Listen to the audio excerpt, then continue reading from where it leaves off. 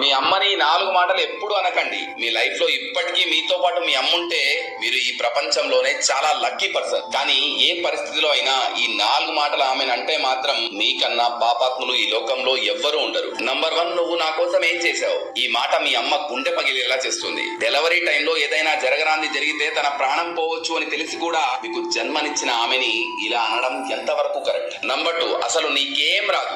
ఎవరి దగ్గరైతే నడవడం, మాట్లాడడం, తినడం నేర్చుకున్నామో ఆమెనే ఇలా అంటే సూర్యుడికి ప్రకాశించడం తెలియదు అన్నట్టుంటుంది. మేబీ ఈ రోజున్న టెక్నాలజీ తనకు అర్థం కాకపోవచ్చు, కానీ మనం ఏం చెప్పకుండానే మన బాధని అర్థం చేసుకునే చాట్ జీపీటీ తన దగ్గర మనం పుట్టినప్పటి నుంచి ఉంది. నంబర్ 3, ప్రతిసారి నన్ను ఏదో ఒకటి అంటూనే ఉంటావు. నిన్ను అనాలని కాదు, నువ్వు ఎక్కడ రాంగ్ రూట్ లోకి వెళ్తావన్న భయం తను అలా అనేలా చేస్తుంది. నంబర్ 4, నువ్వు నా లైఫ్ లోకి ఇంటర్ఫియర్ కావద్దు. నువ్వు ఈ రోజు తీసుకుంటున్న ప్రతి ఊపిరి మీద తన పేరుంది. అమ్మకి మనం తప్ప మరే ప్రపంచం ఉండదు.